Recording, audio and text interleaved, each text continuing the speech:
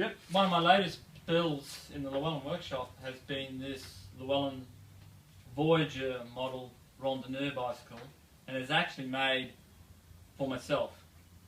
I've been wanting to make my own randonneur bicycle for many years, bringing together all the accumulated knowledge and ideas and details that came from other builders from all around the world, and I've put them all together in one melting pot, which I feel is the nicest result of all these details.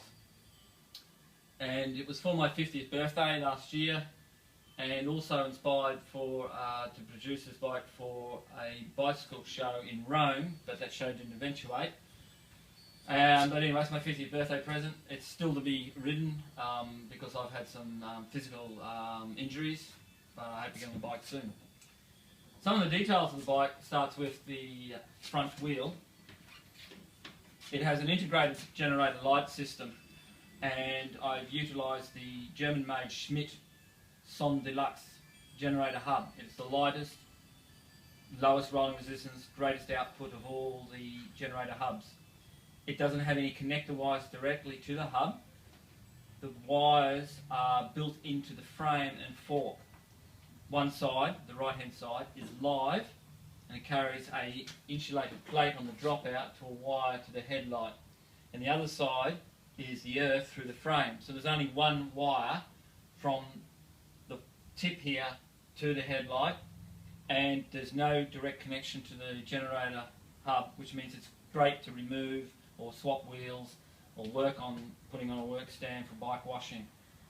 So that's a very neat and tidy operation there. It fits in, works off this Schmidt headlight, the best LED light on the market, with a proper reflector built into a lens. It's not a lens and reflector that's like a torch bulb with a cone, so half the light, when it's focused up the road correctly, ends up stunning possums out of trees. It actually is box beam onto the road. The taillight wire then runs inside the custom-made rack around the rack into the frame, inside the rolled edge of the rear mudguard to the Schmidt BS light here, LED light, which actually has capacitors in it, so even when you ride, after a few minutes they're charged up, so when you stop at lights for about 4 minutes they'll stay illuminated. So it's a very high quality self-contained lighting system. There's no concessions to any of the details. Expensive, of course. Then the racks are actually supporting handmade Gilles Batou bags made of leather and canvas in France. The racks are custom built to fit the bike. They're made out of stainless steel 316 tubing, all silver brazed. The light wires all integrated inside the rack, so it's neat and tidy. There's no zip ties, there's no tape holding any light wires. It's reliable. There's no damage possibilities, and when you wash the bicycle, there's no corners to collect dirt, so it keeps it neat and tidy. They're all connected with spade connectors, so it's very easy to dismantle the light or remove the rack or remove the fork. All the connections are soldered, there's no crimping. They're all soldered by hand to ensure the perfect electrical conductivity. I chose a Campanola group set with the new triple. I like triple chain wheel sets, compact chain wheel sets to my mind and thinking. Two chain rings in a compact system is really, I think, for people who think their manlyhood's being challenged by using a triple. You get a proper 52, 39 chain ring combination on the front. You have a nice close ratio, 12 to 23 or 12 to 25 block on the back. Gives you all the good gear ratios, but you've got the 30 tooth there for climbing the steeper hills. As we get older, my physical powers have completely gone compared to my racing days, so I appreciate that. Gives you versatility in your wherever you're travelling. So the rear rack, once again, is a Gilles Batou bag, a smaller bag, carried on a handmade rack. It's integrated directly into the bridges. Tidy, neat, reliable. All the bags are held on with motorcycle fairing clips. These are titanium clips. Simple 90-degree twist and the bag comes off.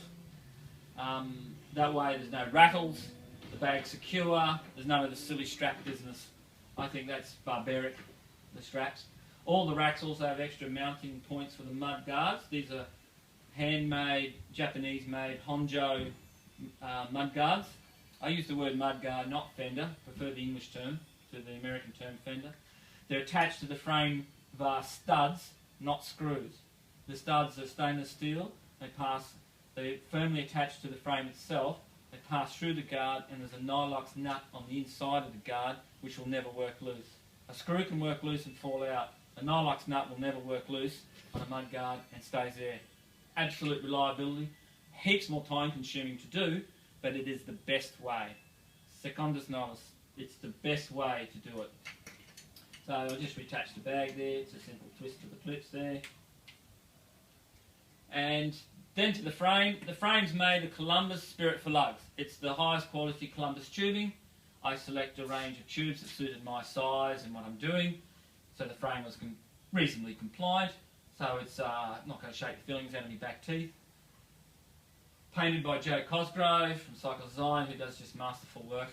So there's not much to elaborate there, just beautiful paintwork. I did some extra cutting on the lugs and shaping, purely cosmetic, just to show off the hand skills and to make it attractive. And the fork crown is stainless steel, not chrome. There's no chrome on my bikes. It's stainless steel, it's all hand polished. About 9 hours work to polish the fork crown. The dropouts also have some polished features on them as well, and the rear dropouts are polished stainless steel. The lugs and the dropouts and some of the other fittings are my own proprietary designs, which I design and sell to other frame builders around the world. I use one of my lugged handlebar stems, custom made, matches the bike, the colouring and everything's all to make it into an integrated package. This is the first blue bike I've ever owned. I'm not a great fan of blue, but I like this blue and thought it would be nice for my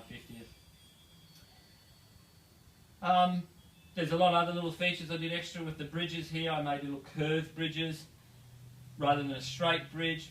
Purely cosmetic. It looked nice how the mudguard settles into the curvature of the bridge more than a straight bridge across. It just had that nice guiding, graceful hand around the guard, which I thought was more elegant. The idea is it's all the traditional features of a handmade lugged frame brought into a bicycle that can be used for everyday riding, to the railway station, to work, or an expedition for 300, 400, 500, 600k brevets on a randonneur or a Audax ride. If you want to ride Paris-Brest Paris, this is the bike. The geometry is made with low geometric trail, so the bike doesn't have wheel flop when you've got your lunch, camera, change of clothes, rain jackets or whatever. So if you're even credit card touring for a weekend, this is a nice bike to do that on.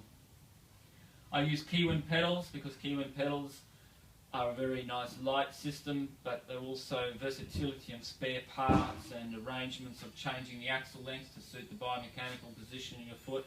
A great fan of them, have used them since 1990, and so that's why I have a Llewellyn pedal selection on there. Lovely pedal. What else can I say? On the other side here is actually underneath the left-hand chainstay. There are two stainless steel brackets that I make that hold spare spokes. Because if you're in the back of the next backwood somewhere and you get a stick in your wheel and you snag a spoke and break a spoke, you're miles from nowhere. This is like for expeditions. It's not just from riding to the coffee shop. You've got a spare spoke to pull out there and do a temporary roadside repair and keep on riding for the weekend. Or finishing Paris-Brest Paris.